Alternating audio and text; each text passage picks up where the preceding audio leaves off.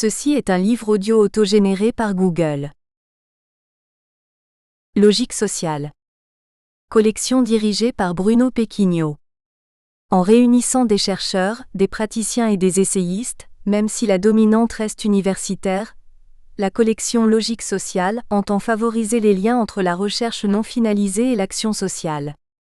En laissant toute liberté théorique aux auteurs, elle cherche à promouvoir les recherches qui partent d'un terrain, d'une enquête ou d'une expérience qui augmente la connaissance empirique des phénomènes sociaux ou qui propose une innovation méthodologique ou théorique, voire une réévaluation de méthodes ou de systèmes conceptuels classiques.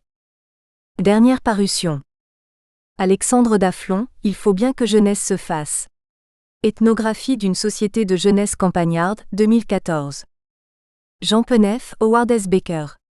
Sociologue et musicien dans l'école de Chicago, 2014. Dominique Martin, Relations de travail et changement social 2014.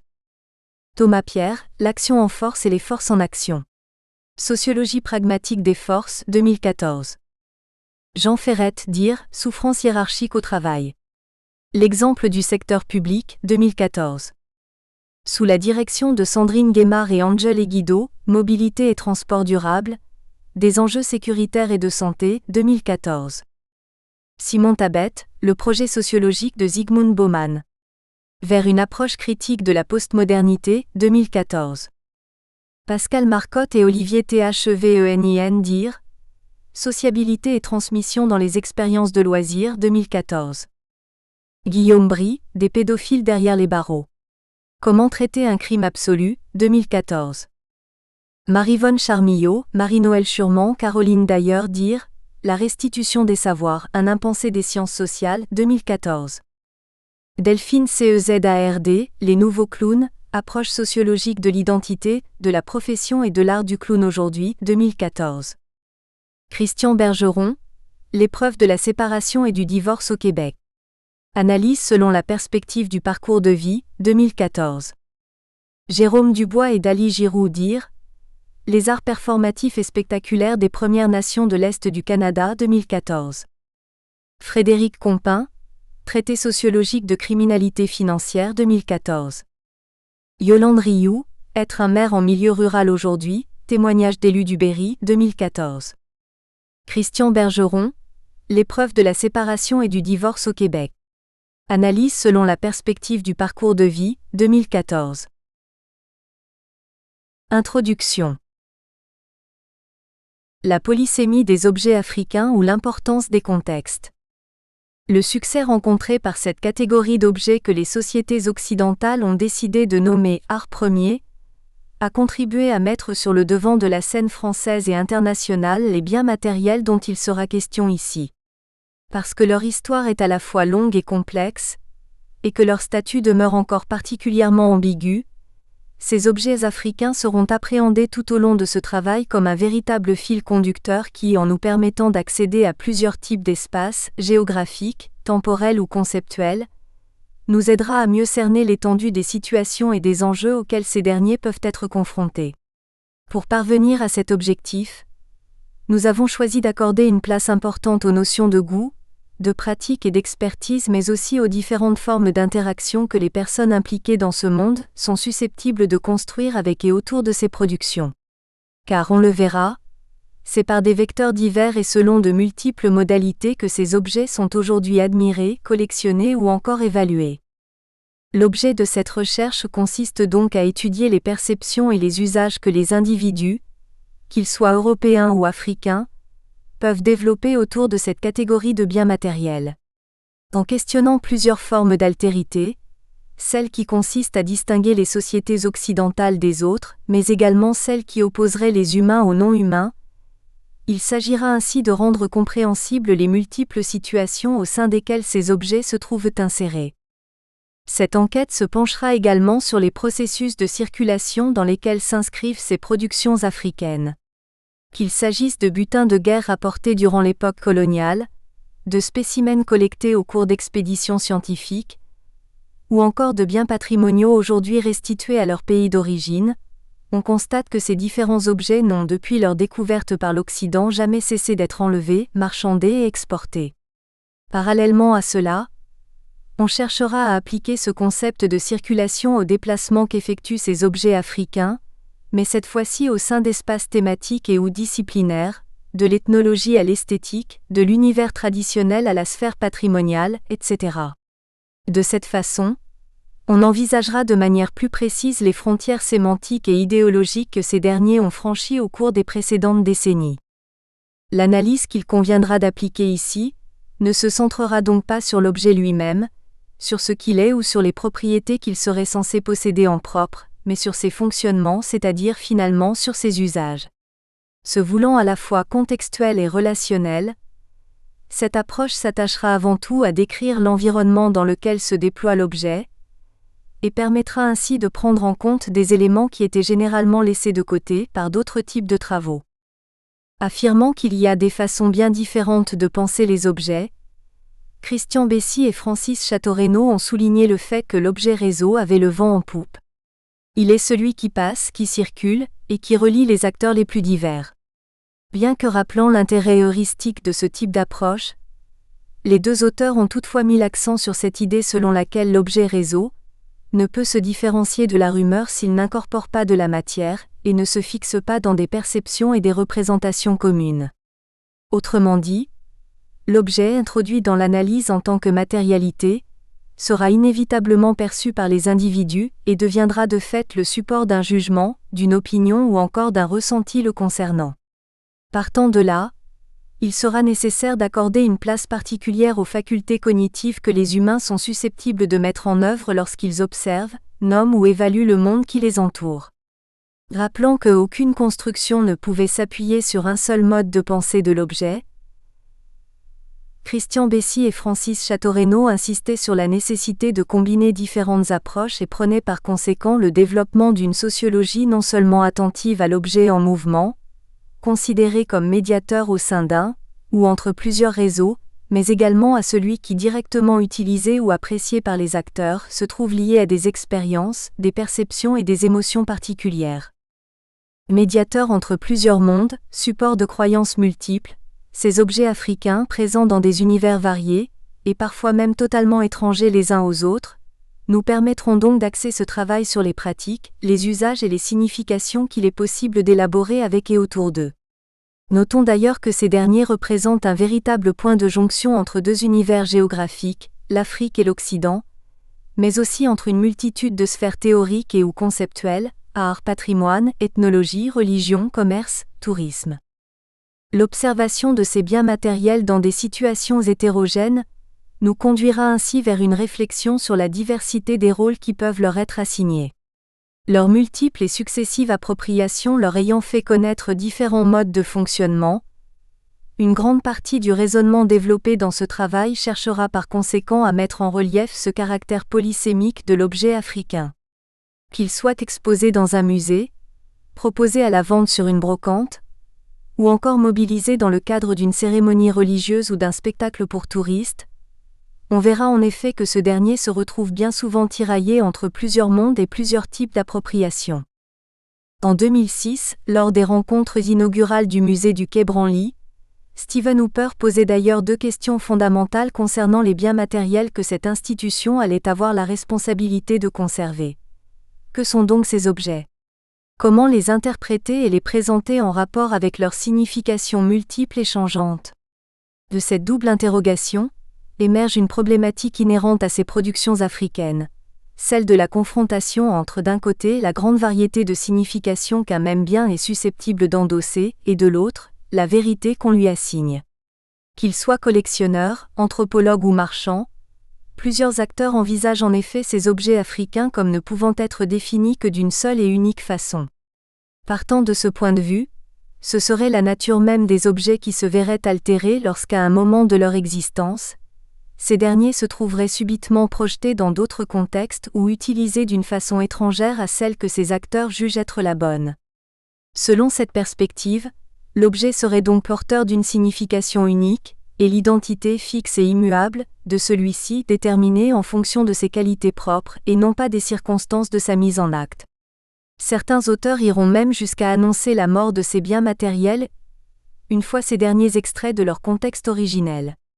Cette conception métaphorique de la mort qui alimente fréquemment les réflexions et études consacrées aux objets africains, a été largement véhiculé par le film documentaire de Chris Marker et Alain Resnais, Les statues meurent aussi, 1953.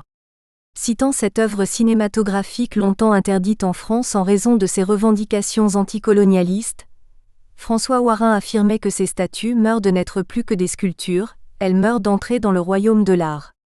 Détachées de leur contexte, privées de toute utilité, reconceptualisées, elles deviennent des œuvres d'art.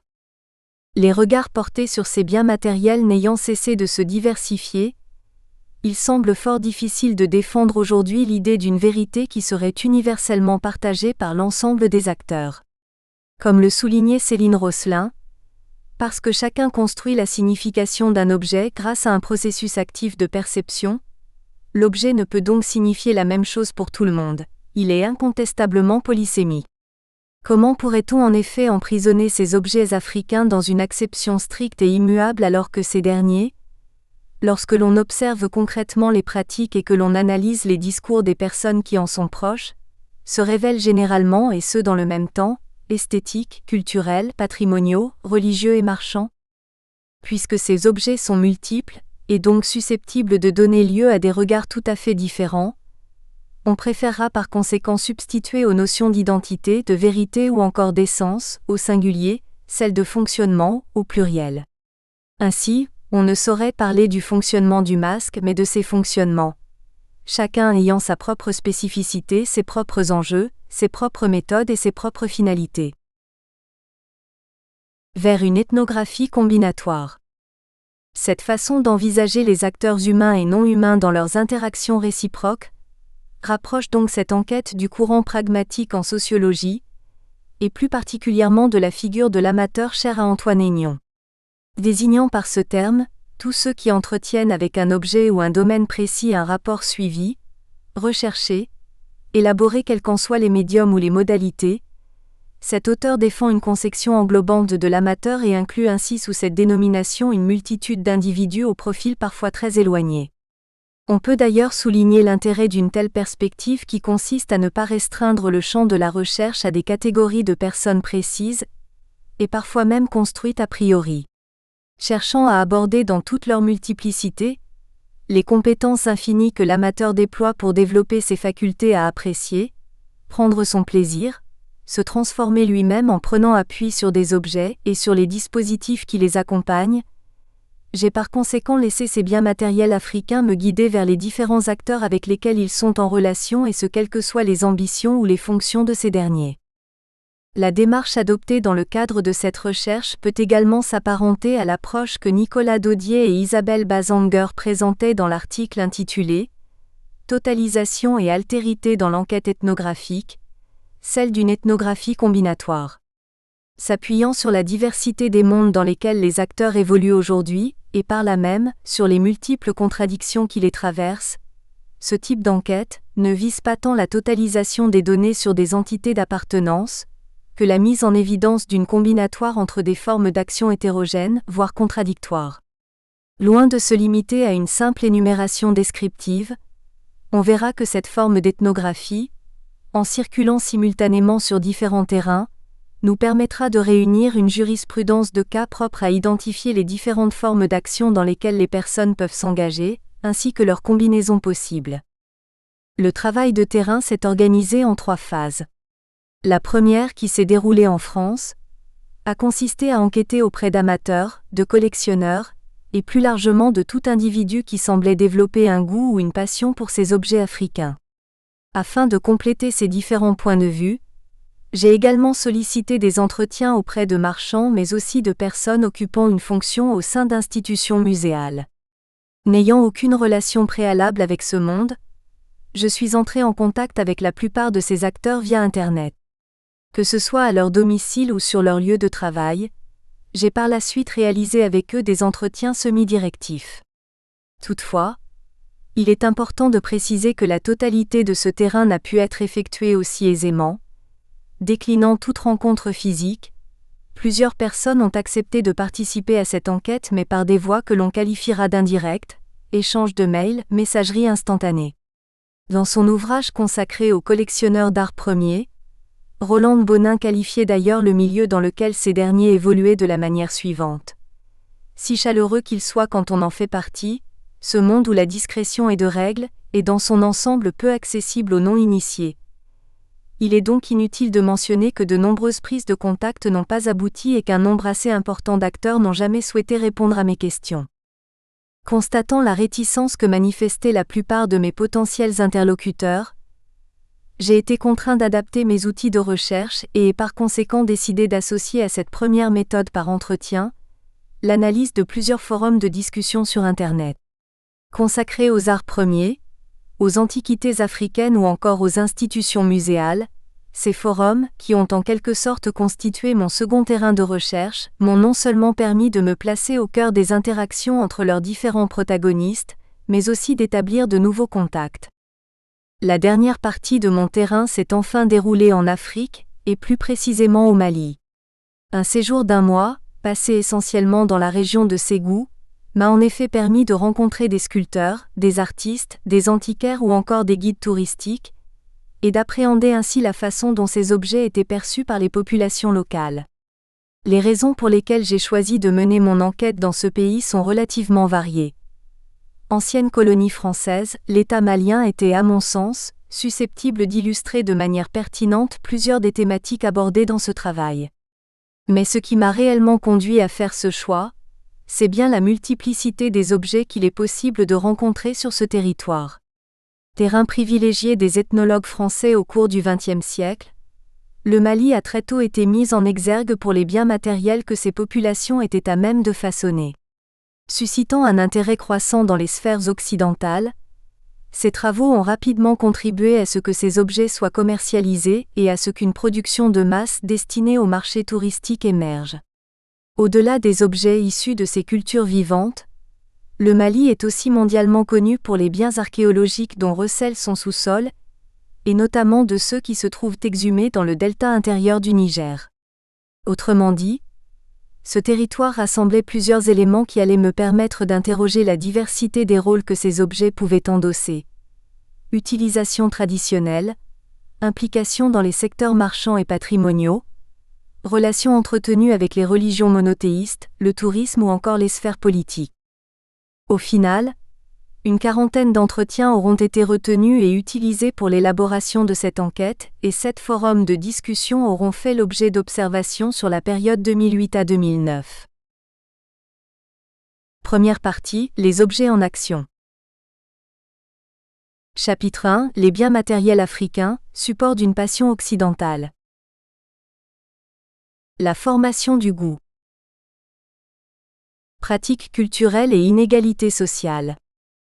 Appréhendées par la plupart des acteurs comme étant socialement marquées, les pratiques culturelles semblent être en adéquation avec la place que chacun occupe au sein de la société. Il s'avère en effet que selon leurs origines sociales, leur degré d'instruction, ou leur localisation spatiale, les individus ne consomment pas les mêmes produits culturels et n'utilisent pas au même degré les mêmes services culturels publics.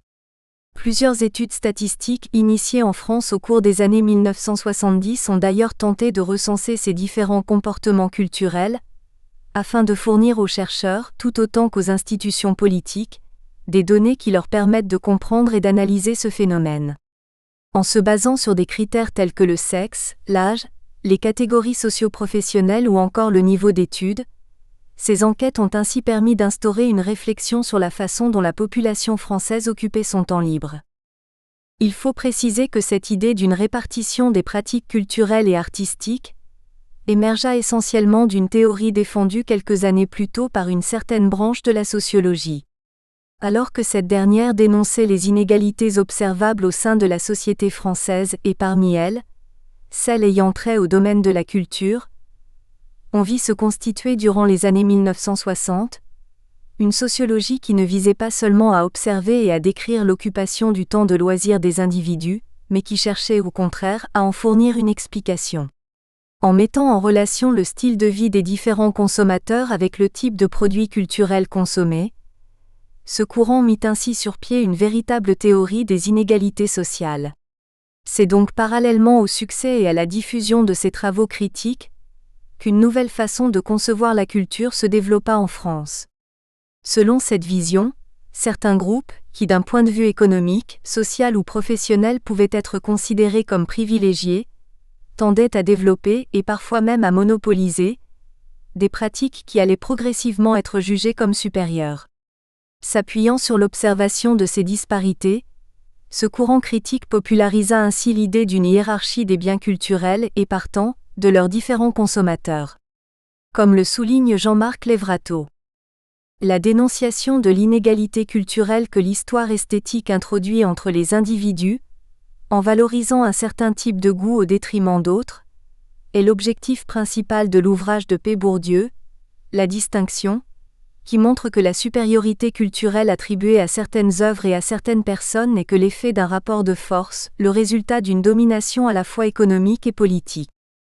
Sans passer ici en revue les fondements de la sociologie bourdieusienne, il semble toutefois intéressant d'en évoquer certains traits caractéristiques. Ainsi, on peut préciser que cette théorie de la domination culturelle s'est avant tout érigée sur la systématisation d'une explication en termes d'habitus. Acquis par l'intermédiaire de l'éducation, ce concept doit en effet être entendu comme le résultat d'une incorporation de valeurs et de comportements qui créent chez les individus certaines dispositions à apprécier des objets spécifiques. De cette manière, la familiarité acquise avec un type d'univers favorisera la fixation d'une habitude de fréquentation que d'autres groupes, qui n'auraient pas été amenés à côtoyer ces mondes et leurs différentes valeurs, ne peuvent développer aussi aisément. Selon cette perspective, c'est l'absence d'habitus artistiques qui engendrerait et par là même, expliquerait le faible niveau de fréquentation des musées ou des opéras par les classes populaires. Cette approche déterministe tend donc à envisager la consommation culturelle comme se réduisant à la mesure ou à l'estimation d'une certaine proximité entre des individus et des objets, et surtout à une forme de prédisposition, que certains auteurs abordent en termes de compétences, à pouvoir apprécier tel ou tel type d'œuvre. Rappelons d'ailleurs que cette conception est encore aujourd'hui particulièrement courante, et que le lien existant entre un objet artistique et son public se trouve fréquemment interprété en termes de hiérarchisation. Malgré la place prépondérante que ces théories ont occupée dans l'analyse de la consommation culturelle, il est possible d'opposer à cette perspective l'idée selon laquelle tout individu possède non seulement une certaine culture, mais aussi une capacité réelle à apprécier la qualité des biens qu'il rencontre. C'est pour cette raison que l'on inclura parmi les éléments observés certaines productions qui se trouvent parfois écartées des enquêtes sociologiques dédiées à l'art.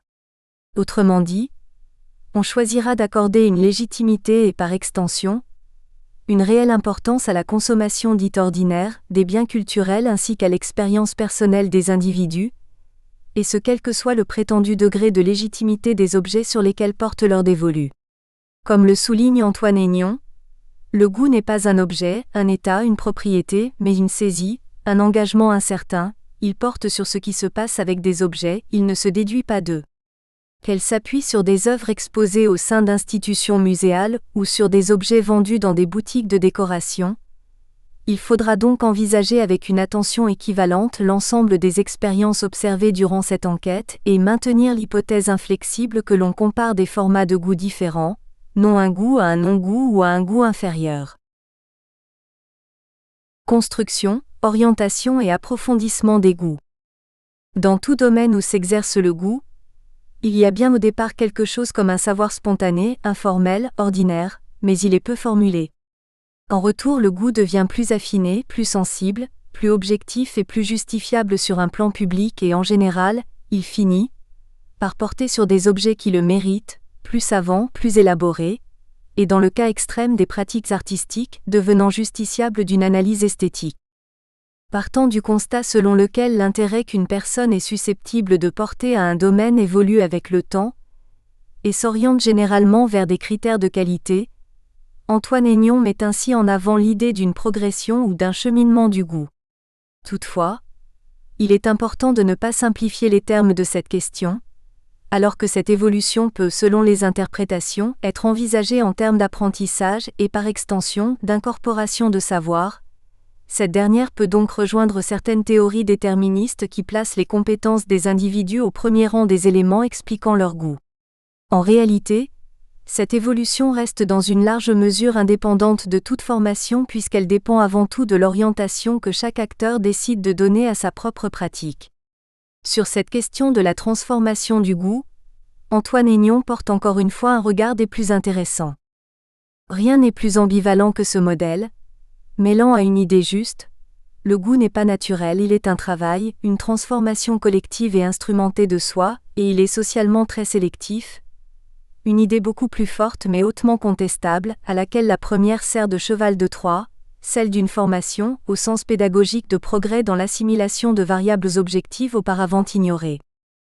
Partant de ce constat, il semble évident que les critères sur lesquels se basent les enquêtes quantitatives ne peuvent expliquer l'ensemble des comportements et des pratiques liés au domaine culturel. En effet, cette idée selon laquelle les individus n'auraient d'autre choix que d'adopter les goûts et les pratiques vers lesquels leurs appartenances sociales les ont conduits, occulte la diversité des éléments susceptibles de contribuer à la construction identitaire de chacun d'entre eux. En d'autres termes, chaque acteur se trouve exposé d'une manière spécifique aux attitudes, au savoir-faire et aux valeurs du milieu où il vit, les reçoit sous une forme différente et avec un dosage original de composantes parce qu'il ne vit pas dans la même famille, entouré des mêmes personnes, aux mêmes dates et dans les mêmes circonstances. On notera d'ailleurs que tout individu est libre de réintroduire des éléments nouveaux parmi les influences qu'il a reçues durant sa socialisation. Ainsi, et même s'il est vrai qu'il existe des différences significatives en matière de consommation culturelle entre les groupes sociaux, il est faux que les individus soient définitivement condamnés, du fait de leurs origines sociales, à rester prisonniers du goût qui leur a été inculqué et à demeurer insensibles à l'efficacité esthétique des objets qui ne correspondent pas à ce goût. De cette manière, nous tenterons de démontrer que la constitution du goût n'est ni un conformisme, ni un jeu social d'étiquetage de soi ou encore un apprentissage de compétences établies, mais bel et bien une coformation, cette dernière s'appuyant sur des constructions collectives et personnelles, des dispositions intimes et des dispositifs techniques, des façonnages corporels et des manipulations d'objets divers. La théorie de la médiation culturelle, l'importance des objets. À l'opposé des méthodes utilisées par la psychologie classique, Donald Norman défendait dans son article dédié aux artefacts cognitifs la nécessité de ne pas séparer les différentes composantes d'une même action.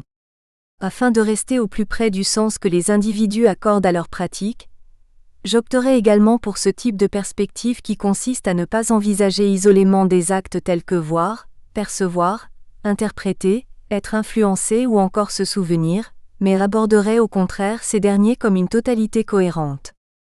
En rappelant que l'environnement offre des objets singuliers et des lieux particuliers, et non pas des objets et des lieux abstraits et généraux, l'auteur réaffirmait dans cet article l'intérêt de toujours replacer les ensembles étudiés dans le contexte où se déroule l'action.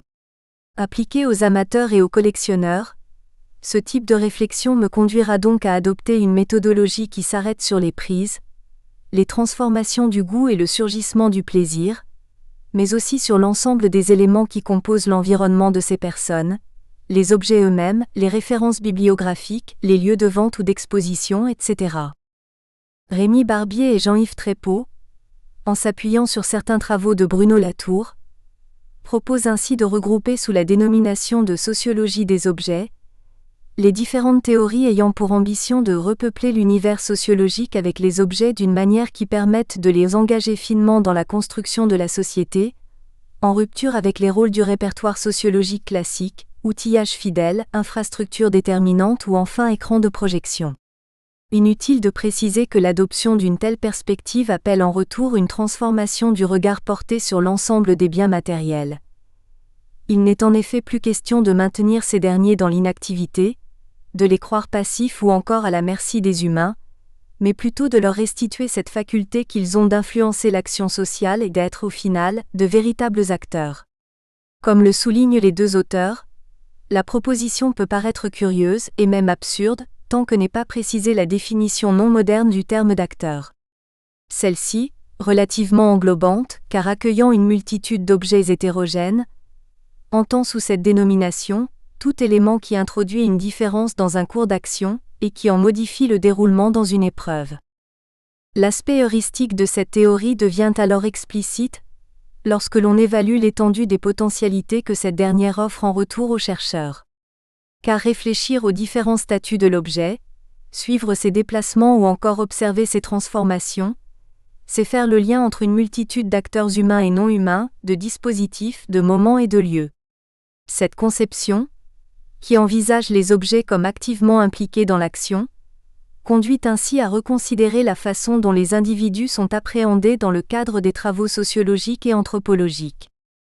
L'objet, considéré dans son interaction avec les individus, est susceptible d'être perçu sous un angle cognitif mais également physique.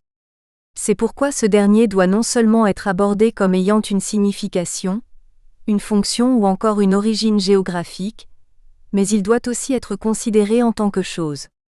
En appréhendant l'objet à travers sa propre matérialité et par là même, sa capacité à susciter des émotions variées, on pourra ainsi mettre au jour des formes d'appropriation qui se trouvent parfois occultées par les études sociologiques traditionnelles. Dans une perspective plus large, ce recours aux choses permettra également d'aborder certaines questions relatives à la constitution et au fonctionnement des différents réseaux qui, en organisant la circulation de ces objets, opèrent sur eux des transformations matérielles, sémantiques ou symboliques. Constitués d'acteurs hétérogènes, ces réseaux, auxquels j'aurai plusieurs fois recours durant cette enquête, tendront ainsi à ouvrir la voie vers une compréhension basée non plus uniquement sur des pratiques et des attitudes individuelles mais bel et bien sur des formes de coordination et d'interaction qui permettent aux acteurs d'entrer en contact et de constituer des collectifs. L'intérêt d'une telle approche, que l'on qualifiera globalement de pragmatique, réside donc dans le fait que cette dernière mobilise les biens matériels mais ne leur attribue pas pour autant une place nécessairement centrale, l'objet étant simplement envisagé comme un élément de la chaîne de coopération qui constitue le monde, dans lequel il est mobilisé.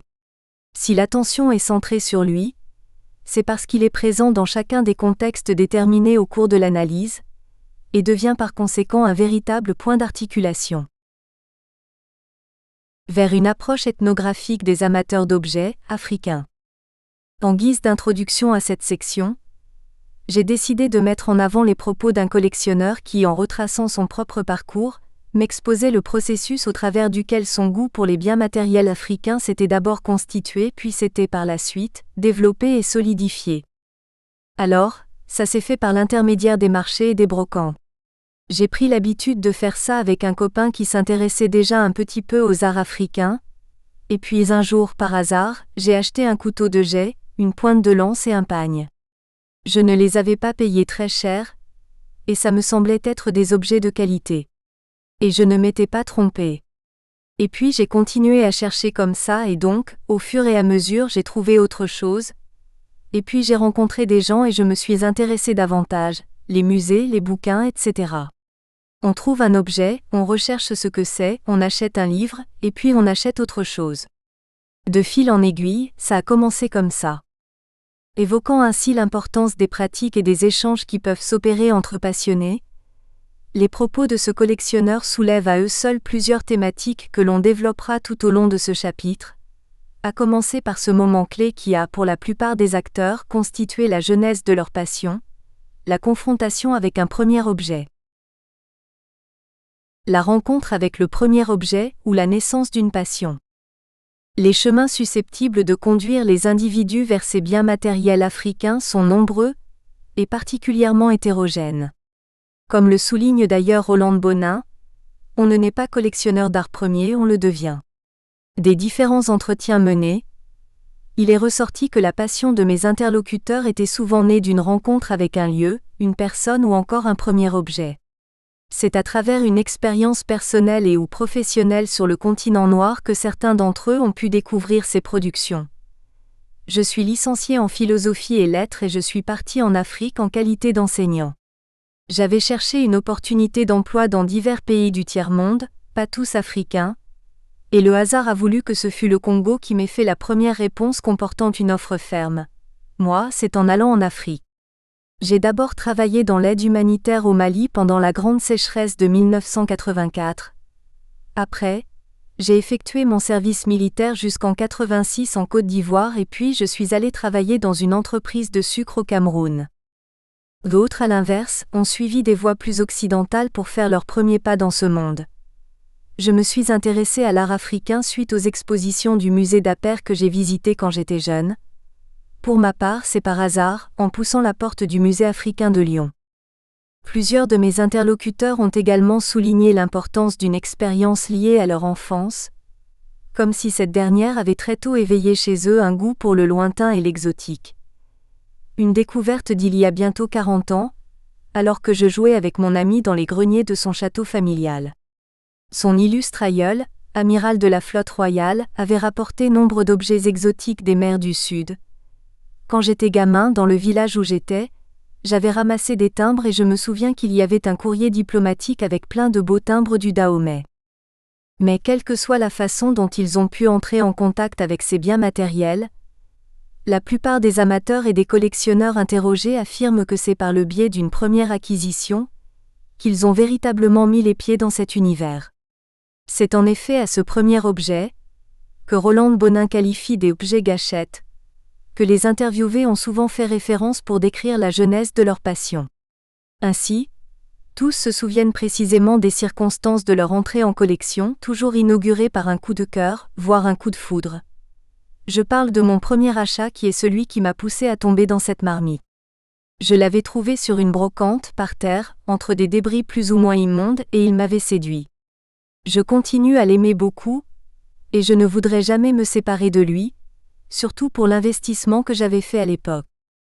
Le plaisir procuré par cette première acquisition permet donc d'envisager ce moment comme un élément déclencheur qui annonça, pour la majorité de ses acteurs, le début d'une longue histoire. Comme l'explicitait d'ailleurs un collectionneur en se remémorant son premier achat, parler d'une révélation, c'est peut-être un grand mot mais l'idée est là. Influence des autres versus liberté des acteurs. En affirmant que le public se familiarise avec des conventions par l'expérience directe, par la rencontre avec l'œuvre et souvent par des échanges avec autrui à son propos, Howard Baker soutenait fermement l'idée selon laquelle la constitution du goût s'appuie sur plusieurs types de médiation. On peut en effet constater que la passion pour un objet ou un domaine particulier se construit non seulement de manière collective, c'est-à-dire par le partage de connaissances ou encore par l'influence de proches, mais que cette dernière trouve également ses fondements à travers l'expérience individuelle ou, pour le dire autrement, par la perception, via le corps, d'une émotion ou d'un plaisir personnel. Partant de ce point de vue, on peut affirmer que la naissance d'un intérêt, pour les objets africains ou pour tout autre domaine culturel ou artistique, résulte d'un nombre potentiellement élevé de variables, qui se trouvent elles-mêmes réunies et agencées selon des configurations diverses. Parmi ces différents vecteurs, il est important de souligner le rôle des personnes qui, d'une manière ou d'une autre, ont suscité des vocations chez ces amateurs et ces collectionneurs. Qu'il leur ait fait connaître et aimer ce domaine spécifique des arts primitifs, ou qu'il leur ait plus largement transmis leur passion pour le continent noir, nombreux sont les individus qui ont sensibilisé, et parfois même initié, ces acteurs à ce monde des objets africains. Cette influence du social, que Rolande Bonin qualifie de terreau familial et socioculturel, peut être illustrée à travers plusieurs cas de figure. La famille est le premier vecteur susceptible d'intéresser un individu à un domaine ou à une activité particulière. Dans l'exemple qui suit, il est, je pense, inutile de préciser comment cette influence a pu être exercée sur mon interlocuteur tellement cette dernière semble explicite. Ma mère était sculpteur et pour gagner sa vie était marchand d'art et collectionneur. Mon père avait un magasin d'antiquités. Je suis presque née avec l'art africain au biberon. Déjà tout petit, j'aidais ma mère à présenter les objets dans la vitrine, ou à servir du café aux clients. Il est toutefois intéressant de voir que ce contexte familial n'aurait eu que peu d'impact s'il n'avait éveillé chez cet amateur, devenu, lui aussi marchand et collectionneur, une véritable passion. Celui-ci l'explicite d'ailleurs dans la suite de l'entretien. Il s'agit tout de même d'un parcours personnel. Il faut avoir été en contact d'une manière ou d'une autre avec ces objets et avoir ressenti la force de ceux-ci. Il faut une reconnaissance, une affinité personnelle. Par exemple, mon frère qui a eu la même éducation que moi ne s'intéresse pas du tout à l'art africain. La découverte, ça a plutôt été dans une galerie, pour payer mes études. Je travaillais avec 3 experts, textile ancien, armes anciennes et art africain. Et donc voilà comment s'est faite la rencontre avec les objets africains. Là, il s'agissait vraiment d'art africain puisque lui, il les définissait comme tels, donc vraiment une découverte à travers l'objet. Quel que soit le degré d'influence que ces acteurs ont pu exercer sur les choix et les parcours des personnes interrogées, leurs différentes actions ne peuvent dans tous les cas expliquer à elles seules l'émergence et surtout le développement d'une passion pour ces objets. En effet, chaque acteur décide par lui-même et pour des raisons qui lui sont propres de cultiver ce goût et comme on le verra plus loin, de le solidifier par des pratiques diverses. Bien qu'une influence du social ait souvent sensibilisé les amateurs et les collectionneurs à ce domaine des objets africains, et par extension, faciliter leur accès à cet univers, les goûts personnels et la volonté développée par chaque individu viennent irrémédiablement s'agréger à cette première variable. On constate d'ailleurs que les amateurs eux-mêmes ne parviennent pas à délimiter de manière stricte cette distribution entre ce qu'ils doivent aux autres et ce qui vient uniquement d'eux. Impossible, par conséquent, de distinguer l'influence de ceux qui ont fait découvrir ces objets aux amateurs, à une période où ils ne l'étaient pas encore, des différentes actions qui, initiées cette fois-ci de manière volontaire par ces derniers, leur ont permis d'approfondir ce premier contact. En contrepartie, il est intéressant de voir que certains collectionneurs, qui ont parfois découvert ces objets africains grâce à des proches, ont en retour influencé d'autres personnes de leur entourage. Est-ce que de votre côté, vous avez vous-même initié des personnes qui sont désormais amateurs ou collectionneurs? Oui, on peut dire ça. Pas forcément des choses auxquelles je m'intéresse moi, mais par le biais de ma collection, des gens se sont dit « Tiens, ce n'est pas mal finalement. Et puis je voyage aussi, je suis allé dans tel pays et puis ça je l'ai vu. » Et puis, ils se sont lancés dans des petites collections, ils ont ramené quelques objets, parce qu'ils avaient vu des choses identiques ici. Bon, dire que j'ai fait naître des vocations, je n'irai pas jusque-là, mais il y a en effet eu des petites influences. L'habilité et évolution des goûts. Si le goût est à juste titre considéré par Antoine Aignon comme un objet mouvant, alors il est une question intrinsèquement liée à ce domaine qu'il est nécessaire de se poser, celle de sa capacité à se transformer. Selon Jean-Marc Lévrato, il faut en effet tenir compte de notre capacité à modifier nos choix de consommation sous l'effet de l'expérience, et à nous passionner pour des choses ou des personnes qui nous paraissaient, avant d'entrer en contact avec elles, totalement étrangères à notre goût. On comprend à travers cette proposition que le goût des individus est susceptible de s'enrichir d'éléments étrangers et d'évoluer ainsi vers des domaines nouveaux. Comme le démontre l'exemple suivant, cette rencontre avec les objets africains a dans certains cas engendré des transformations radicales sur les comportements des individus. L'Afrique est entièrement entrée en moi. Progressivement, j'ai délaissé la peinture pour l'art africain, j'ai vendu des tableaux pour acheter des objets dans les galeries spécialisées. Si ce cas de figure semble relativement fréquent dans le cadre d'une transformation du domaine aimé, comme peut l'être ici le passage de la peinture occidentale aux arts tribaux, il est également observable à l'intérieur même de cette passion pour les objets africains. Qu'elle porte ainsi sur la nature ou la provenance des biens recherchés ou encore sur leur degré de qualité, on retrouve dans le discours de la plupart des amateurs l'idée d'une évolution des critères d'appréciation. Au début, on confond, on mélange, et puis après on se fait son œil. Ce que j'ai acheté au début, je n'ai plus grand-chose, j'ai donné beaucoup de choses. Mais je vois que je n'ai plus les mêmes goûts, je ne m'oriente plus du tout vers les mêmes objets. Autrement dit, c'est avec le temps mais aussi avec la pratique et le partage de connaissances que le goût se transforme, s'affine et devient finalement de plus en plus exigeant. Dans la seconde partie de ce travail, on se penchera d'ailleurs sur les modalités de cette évolution ainsi que sur ses répercussions dans la pratique des amateurs. Mais avant cela, portons notre attention sur les différentes motivations susceptibles de conduire les acteurs vers ce domaine des objets africains. Entre art et anthropologie, de multiples motivations. Il y a autant de façons d'apprécier qu'il y a d'amateurs. Cette idée relativement simple est pourtant difficile à mettre en pratique lorsque l'on étudie une activité mettant en jeu la notion de goût. Cette difficulté réside essentiellement dans le fait que l'ensemble des éléments sur lesquels se fonde une passion crée, une fois réunis, une forme globale d'attachement qu'il est complexe de démêler. Nombreux sont d'ailleurs les exemples prouvant que les individus vivent leur passion comme un tout homogène, sans faire de véritable distinction entre ce qui serait culturel, esthétique ou historique. Ce constat est également valable pour les motivations et les différents parcours qui mènent à la collection.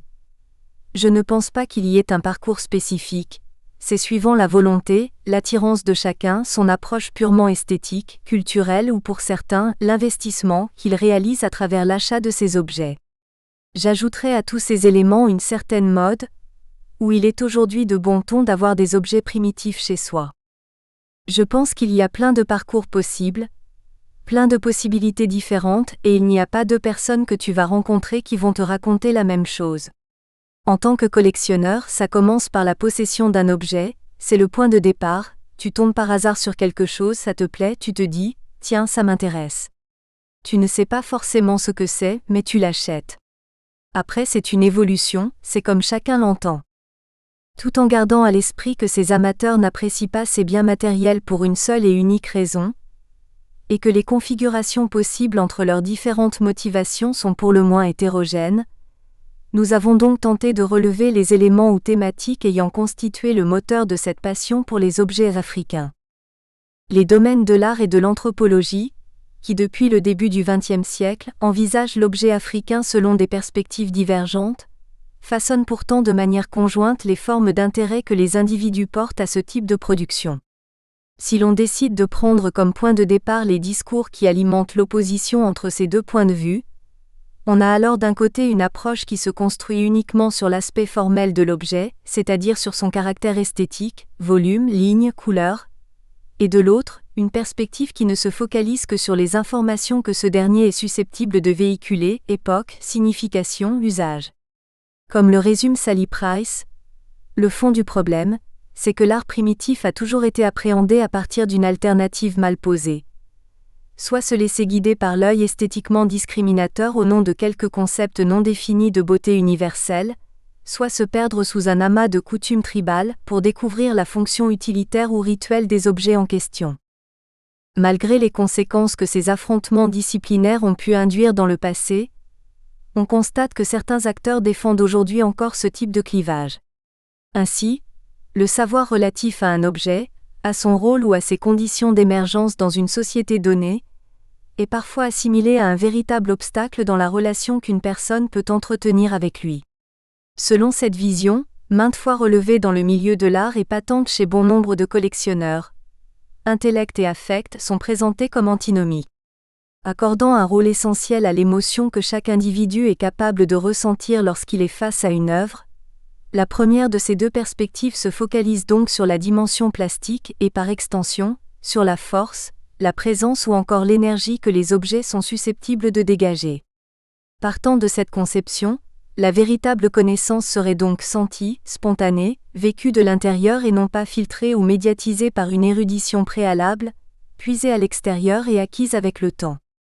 Remettant ainsi en cause l'apport de la réflexion et de la formulation intellectuelle, dans la connaissance et l'appréciation des biens artistiques, cette vision, soutenue depuis longtemps par des figures telles que Paul Valéry ou Henri Matisse, était également celle de certains de mes interlocuteurs. Parlant d'un homme qui faisait un exposé sur une statuette conservée au musée du Quai Branly, un collectionneur tenait les propos suivants. Il n'était pas dans le mouvement de la pièce, dans l'inconnu de la pièce. Il était dans le connu, c'est-à-dire le côté historique et autres, et c'était totalement ennuyeux et sans intérêt.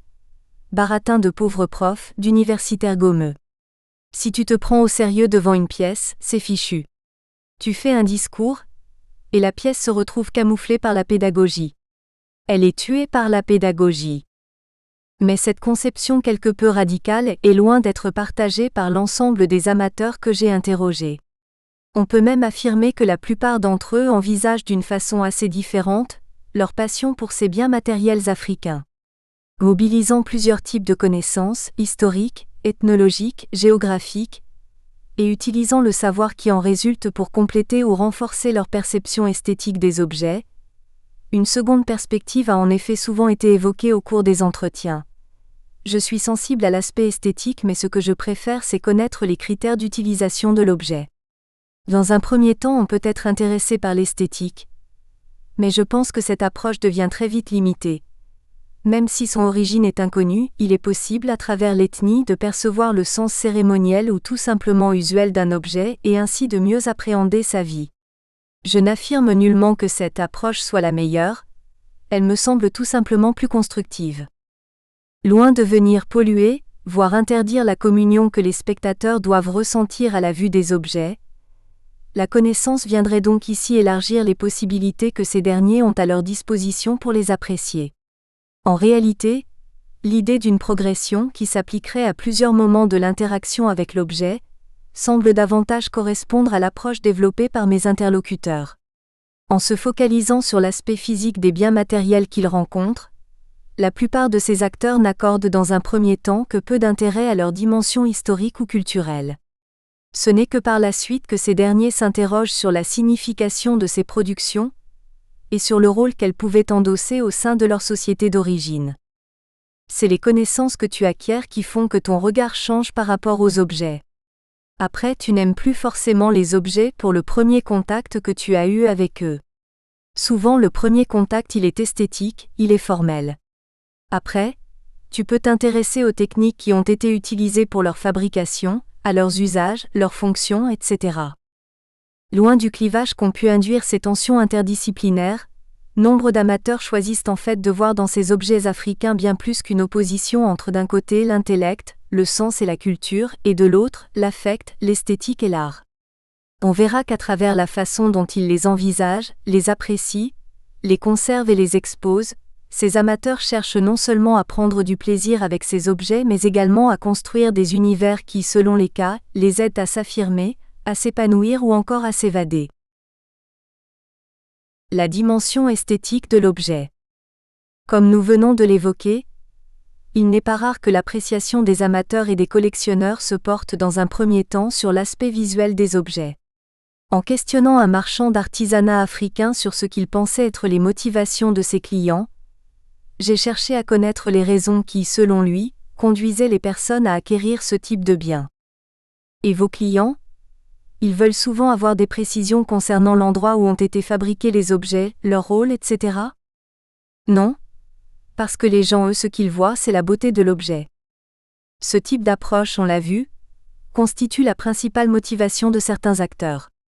Comme le soulignait ce collectionneur, les objets que je possède sont vrais et beaux. Ils allient simplicité et pureté. Ils sont ce que j'ai toujours aimé en eux, beaux à chaque fois que je les vois, sans jamais changer d'un iota. Personnellement, l'esthétique est un facteur essentiel. D'autres adoptent quant à eux une perspective totalement différente. La beauté est une notion relative, elle peut être extérieure ou intérieure. Et ça se vérifie quand on s'intéresse aux arts traditionnels. Donc, pour répondre à votre question, le caractère esthétique est le plus souvent secondaire. L'objet vous parle ou ne vous parle pas. Et s'il vous parle, vous l'écoutez. Et en parlant, il devient beau, qu'il soit laid, effrayant, sale et ou amoché. Souvent implicitement associé à ce critère esthétique, il est également important d'évoquer cette capacité de l'objet africain à décorer une pièce ou un intérieur. Cette caractéristique, rarement signalée par les collectionneurs, reste pourtant centrale dans leur pratique. L'exposition au domicile constituant souvent l'aboutissement et même l'affirmation de leur propre goût. Parallèlement à cela, on notera que la multiplication de lieux commercialisant ce type d'objets a fortement banalisé leur présence dans les foyers occidentaux. Certains collectionneurs tenaient ainsi à mettre en relief cette idée selon laquelle la possession et l'exposition d'objets africains n'impliquaient pas nécessairement un véritable goût pour les arts premiers. Il y en a qui achètent des masques pour faire de la déco chez eux, point final. Qu'ils soient authentiques ou pas, ils s'en fichent, du moment que c'est beau et que ça s'intègre entre un petit tableau acheté à la brocante et la petite lampe qu'ils ont achetée chez Ikea, ils sont contents, ça va dans leur décor. C'est décoratif, tu mets ça dans ton salon pour faire beau. Ce n'est pas forcément au départ la collection, la collectionnite. L'ambition de certaines personnes est de mettre une note d'exotisme dans leur intérieur. Il y a des gens qui mettent une statue de Bouddha sur leur buffet. Ils ne sont pas du tout bouddhistes, ils ne s'intéressent pas du tout à cette religion, mais ils sont contents d'avoir un beau Bouddha dans leur maison parce que ça donne un aspect oriental. J'en connais des comme ça. Eh bien, c'est pareil pour l'Afrique. Connaissances historiques et culturelles. L'étude de ces objets, de leur contexte de fabrication ou encore de leur signification autochtone représente un versant particulièrement riche de l'activité à laquelle s'adonnent certains collectionneurs. Une passion, c'est forcément 100% jusqu'au boutiste. Il me semble que l'intérêt pour les arts traditionnels ne peut exister sans un intérêt pour la condition humaine, ses croyances, ses réponses, ses coutumes. Mais, selon vous, est-il obligatoire d'avoir une connaissance du contexte culturel pour pouvoir apprécier ces objets ? Non, ce n'est pas obligatoire. Il y a ceux qui surfent et ceux qui font de la plongée sous-marine. Les deux sont des sports marins, mais ils ont des visions du monde différentes. On peut surfer sur tout et se passer de toute substance. Mais c'est comme un beau gâteau, sans saveur, dommage à mon avis. S'ils ne cherchent pas nécessairement à enrichir de manière intensive leurs connaissances, on constate tout de même que la plupart des acteurs restent favorables à une approche historique et culturelle des objets. Parfois, j'essaie de trouver dans quel contexte ils ont été récoltés ainsi que leurs usages et leurs significations, mais je n'essaie pas systématiquement de le savoir. Je ne cherche pas particulièrement à avoir une connaissance approfondie. Je considère que je reste à la surface. Pas besoin pour moi de connaître la langue ou tous les noms des objets. Cela n'est pas une obsession, et je ne connais de manière approfondie aucune ethnie comme le font certains spécialistes. L'art est un langage universel. Apprendre la langue de l'objet, c'est-à-dire le contexte de création, permet simplement d'avoir une plus grande appréciation. La recherche d'un ailleurs. Qu'elle privilégie la dimension esthétique des objets ou la capacité qu'ont ces derniers à fournir des informations concernant les cultures dont ils ont été extraits, il ressort de cette passion pour les biens matériels africains une même motivation, celle d'une quête d'inconnu et d'exotisme. Comme le souligne Benoît de l'Estoile, ces objets ont pour caractéristique principale d'être exotiques au sens propre. Nous espérons que vous avez apprécié cet aperçu. Pour continuer à écouter ce livre audio sur Google Play Livres, utilisez le lien dans la description de la vidéo.